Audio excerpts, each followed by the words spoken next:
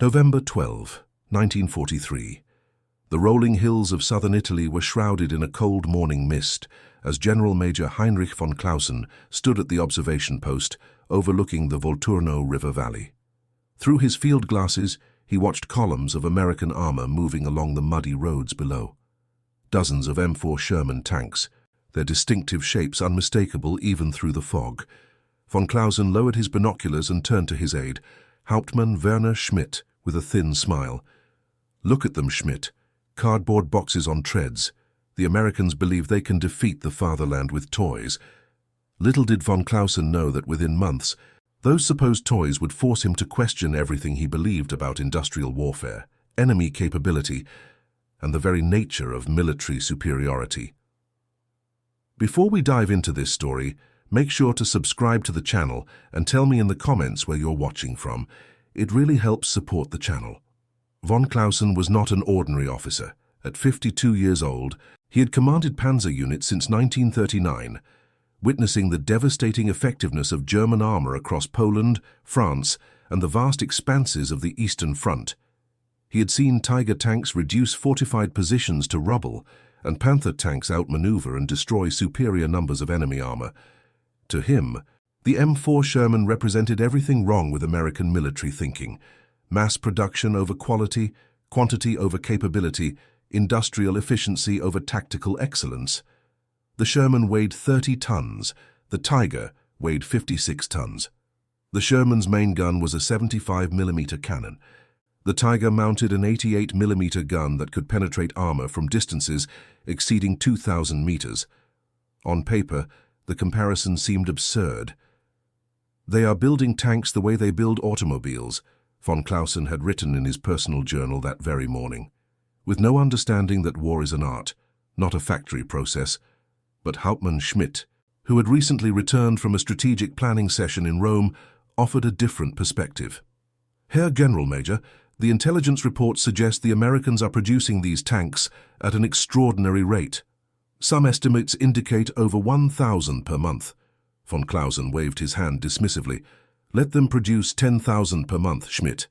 When one Tiger can eliminate 5 Shermans before they even come within effective range, their numbers become irrelevant.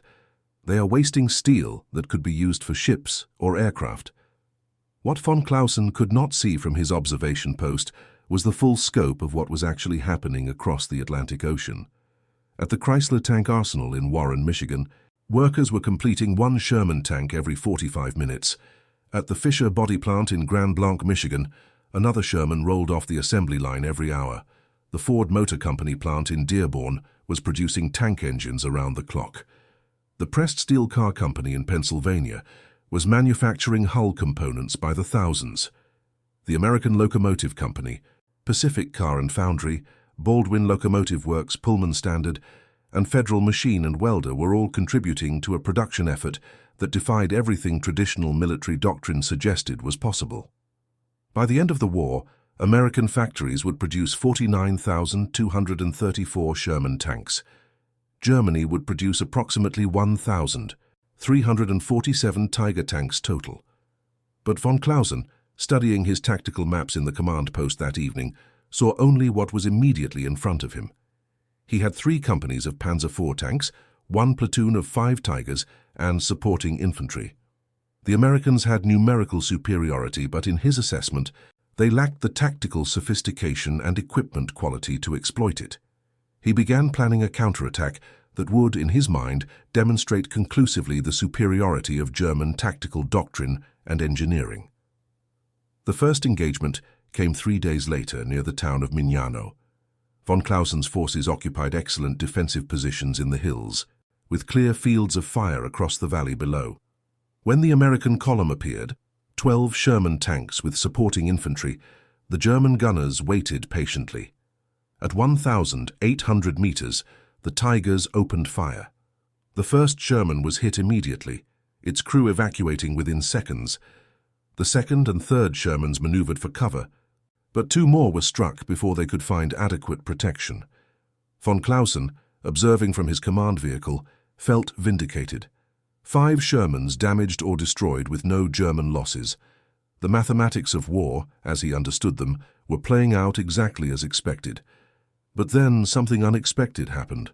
Instead of withdrawing, as von Clausen anticipated, the American force adapted.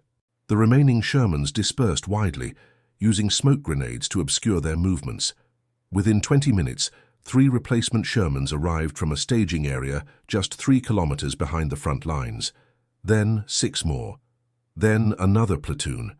The Americans weren't withdrawing. They were reinforcing. Von Clausen watched with growing unease as the tactical situation transformed. His Tigers had performed flawlessly, but the Americans simply absorbed the losses and continued pressing forward with fresh units. "How many reserve tanks do they have positioned?" von Clausen asked Schmidt. The Hauptmann consulted his intelligence reports, his expression troubled. "Herr General Major, aerial reconnaissance suggests at least 150 Shermans within a 15-kilometer radius of this sector, and supply convoys are arriving daily with more." This was von Clausen's first glimpse of something his military training had not prepared him for: the psychological impact of overwhelming logistical superiority. It wasn't just that the Americans had more tanks. It was that they could afford to lose tanks in ways that would be catastrophic for German forces. A Tiger tank eliminated from combat represented months of production, specialized manufacturing, and irreplaceable resources. A Sherman eliminated from combat was replaced within hours by one of thousands in the pipeline. The Americans were fighting a different kind of war, one where attrition was not a problem to be avoided, but a mathematical certainty to be managed through sheer productive capacity. Over the following weeks, von Clausen began to understand the deeper implications. During a particularly intense engagement near Monte Cassino, his forces eliminated 23 Sherman tanks over a 2-day period. It should have been a devastating blow to American armored capability in the sector. Instead, within 4 days, the Americans had not only replaced all 23 tanks, but had actually increased their armor strength in the area. Von Clausen's intelligence officer, Lieutenant Franz Dietrich, presented the data with barely concealed amazement. "Herr Generalmajor, they are operating with a replacement rate that exceeds our attrition rate. For every 3 Shermans we eliminate, they deploy 4 new ones. The mathematical progression is unsustainable for us." But it was not just the numbers. Von Clausen began to notice something else about these supposedly inferior tanks. While individual Shermans were indeed vulnerable to German armor and anti-tank weapons, they possessed qualities that statistical comparisons failed to capture. They were remarkably reliable. During one observation period, von Clausen's staff noted that 93% of Shermans that began an operation were still mobile at the end of it. By contrast, German panzer units regularly experienced mechanical failure rates of 30 to 40% during extended operations. The Tiger, for all its formidable firepower, was notorious for transmission problems, track failures, and fuel consumption that limited operational range. The Sherman's mechanical reliability translated into something von Clausen had not initially appreciated: sustained operational tempo. American forces could maintain continuous pressure because their armor remained functional. A German counterattack might achieve tactical success, but then require days for maintenance and repair before the next operation. American forces simply continued advancing day after day, with fresh tanks replacing any that experienced mechanical issues. The cardboard boxes on treads, as von Clausen had mockingly called them, were proving to be relentless precisely because they were designed for reliability over individual combat superiority. Then there was the matter of crew survivability. During an engagement near Venafro, von Clausen personally witnessed something that challenged his assumptions. A Sherman was struck by anti-tank fire, the round penetrating the frontal armor. But within seconds, all 5 crew members evacuated safely through the tank's multiple hatches. The Sherman burned, but the crew survived.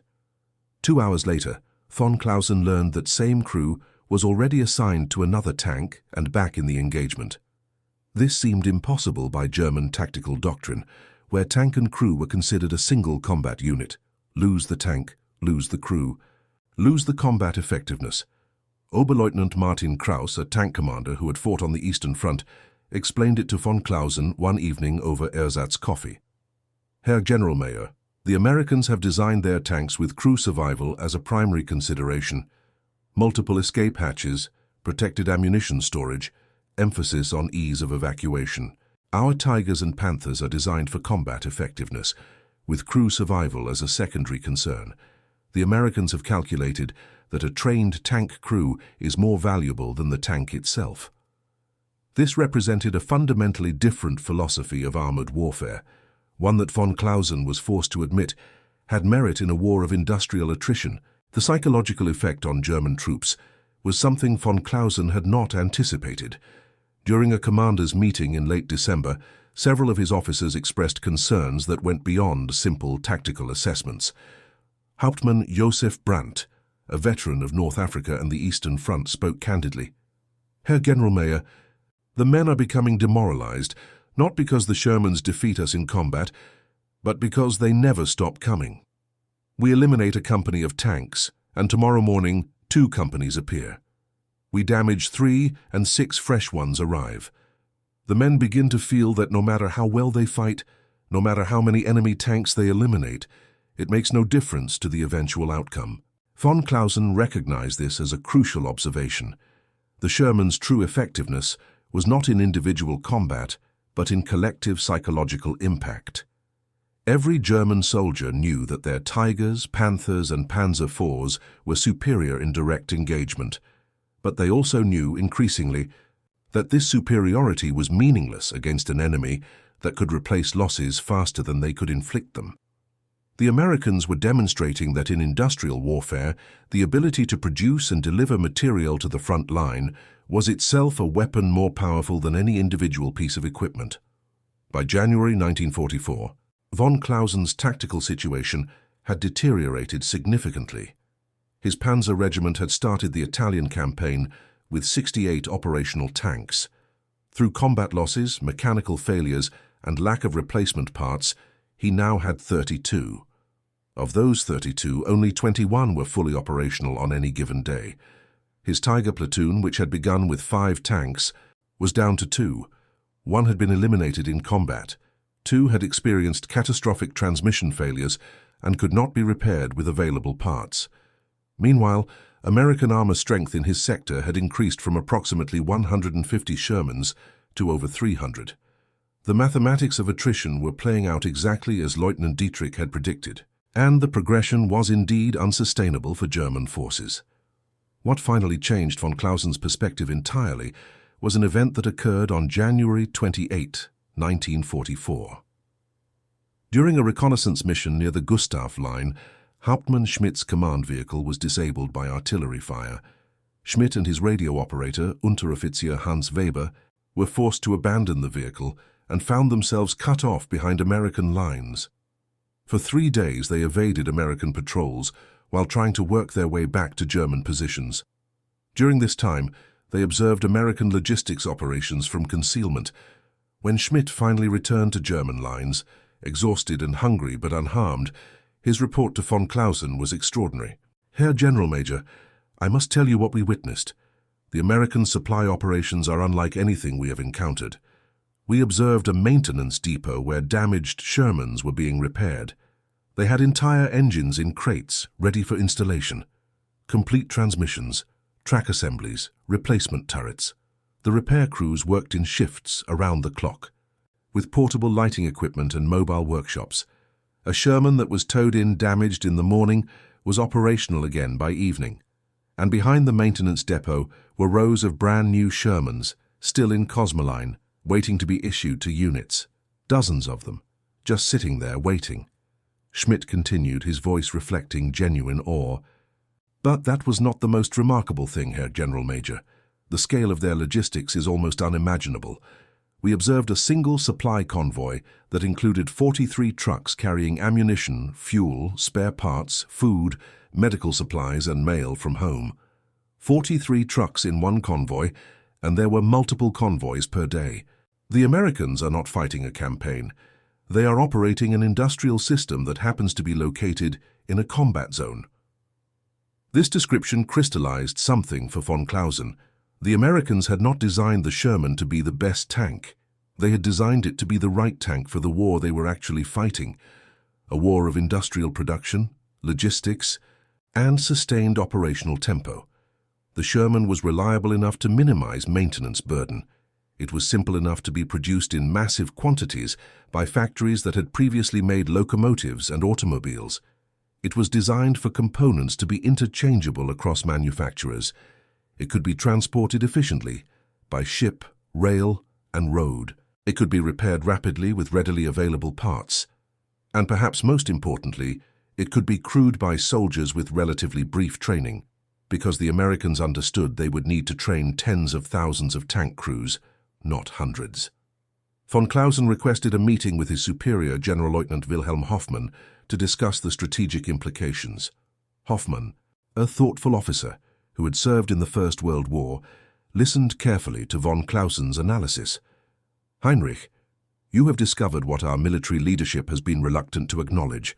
We are fighting a 20th century war with 19th century assumptions.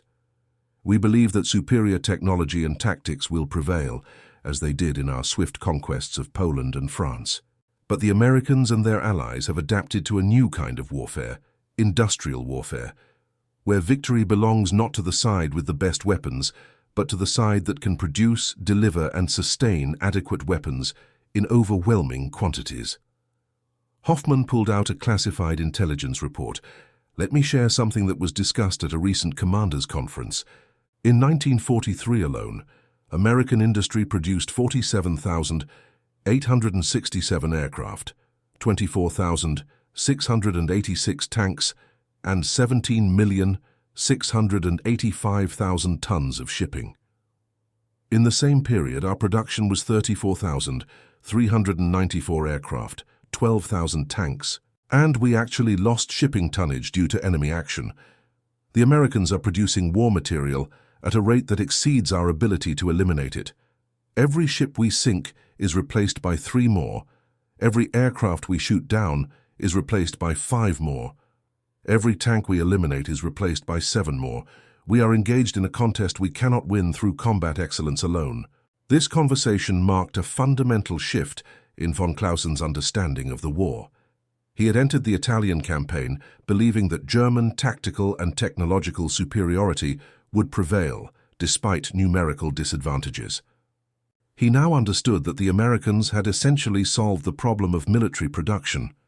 They had created a system where the tactical performance of individual weapons was less important than the aggregate effect of overwhelming material superiority sustained over time. The Sherman was not a great tank in the traditional sense. It was a great system. A tank designed to be part of an integrated production, logistics, and operational framework that could overwhelm any enemy, regardless of that enemy's tactical excellence. In February 1944, von Clausen's regiment was pulled back from frontline positions for rest and refit. But refit proved nearly impossible. Replacement parts were scarce. Replacement vehicles were even scarcer. Meanwhile, aerial reconnaissance showed American forces continuing to build up their strength. The Shermans that von Clausen had once dismissed as cardboard continued arriving at Italian ports, dozens per week, then hundreds. Each one was immediately moved forward to staging areas, issued to units, and integrated into operations. The American logistical system processed tanks the way a factory processes raw materials into finished products, efficiently, continuously, and at a scale that German forces simply could not match. By March, von Clausen found himself commanding a regiment that existed primarily on paper. He had 19 operational tanks against American forces that could field over 400 in his sector alone. The quality advantage that German armor had once possessed was now irrelevant in the face of such overwhelming quantitative disparity. And more fundamentally, von Clausen had come to realize that the Americans had never tried to build a tank to match the Tiger or Panther. They had built a tank to win the war, which was a different objective entirely. During one of his final conversations with Hauptmann Schmidt, before the regiment was disbanded and its personnel reassigned, von Clausen reflected on how thoroughly his assumptions had been proven wrong. "Schmidt, do you remember when I said the Shermans were made of cardboard? I was wrong, but not in the way you might think. My error was not in assessing the Sherman's individual combat capabilities. In direct combat, our Tigers and Panthers are indeed superior. My error was in believing that individual combat capability was the relevant measure of effectiveness. The Americans built a tank that could be produced by the hundreds of thousands, maintained by soldiers with basic training, repaired rapidly in field conditions, and operated reliably across all terrain and weather conditions. They built a tank that fit their strategic advantages: industrial capacity, logistical sophistication, and trained manpower. They were playing a different game entirely, and I did not realize it until it was too late. Schmidt nodded thoughtfully. Herr Generalmajor, perhaps the lesson is that in modern warfare, the best weapon is not the one with the most impressive technical specifications, but the one that best serves the overall strategic requirements of the nation employing it. Von Clausen agreed. The Americans had understood something profound about industrial warfare, that reliability, producibility, and sustainability were themselves forms of combat power, perhaps the most important forms in a prolonged conflict between industrialized nations. Von Clausen survived the war and spent considerable time afterward studying American military-industrial organization.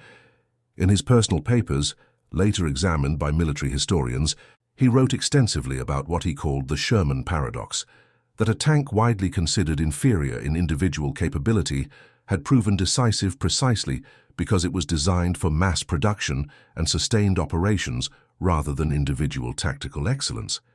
He calculated that by the war's end, for every German tank produced, American and British factories had produced approximately 23 tanks. This ratio, more than any tactical or technological factor, determined the outcome of the armored warfare in which he had participated. The M4 Sherman went on to serve in virtually every theater of World War II: North Africa, Italy, Northwestern Europe, the Pacific. It served with American forces, British forces, Canadian forces, French forces, Polish forces, and numerous other Allied armies. After World War II, Shermans continued serving with military forces around the world for decades. Some were still in operational use as late as the 1990s.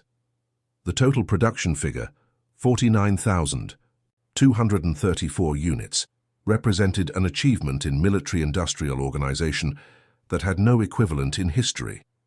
The Sherman was not the best tank of World War II by traditional measures, but it was arguably the most important tank of World War II because it represented a new understanding of what military effectiveness meant in an age of industrial warfare. Years after the war, in 1952, von Clausen attended a military history conference in Switzerland. There he encountered a retired American colonel named Robert Patterson, who had commanded an armored battalion in Italy. The two men, former enemies, spent an evening discussing their experiences. Patterson asked von Clausen what lesson he had learned from facing American armor. Von Clausen's response was thoughtful. "Colonel, I learned that war is not won by the army with the best soldiers or the best equipment. It is won by the nation that best understands how to transform its inherent strengths into military effectiveness. Germany had excellent soldiers and in many cases superior equipment. But America had superior strategic vision. You understood that in a prolonged war between industrial powers, the ability to produce and sustain adequate equipment in overwhelming quantities was more valuable than the ability to produce limited quantities of superior equipment. The Sherman tank represented that understanding translated into steel." Patterson smiled. "General, we called it the good enough doctrine. The Sherman was good enough to do the job, reliable enough to keep doing it, and producible enough that we could deploy them everywhere they were needed. We knew they were not the best tanks in individual combat, but we also knew that being the best in individual combat was not the objective. The objective was to defeat Germany and Japan, and for that objective, the Sherman was exactly what we needed." This conversation captured the essential truth about the M4 Sherman. It was a weapon designed not for specification sheets or tactical comparisons, but for the actual requirements of global industrial warfare. It represented American strategic thinking at its most effective, transforming the nation's industrial strengths into military capabilities that could be sustained across multiple theaters simultaneously.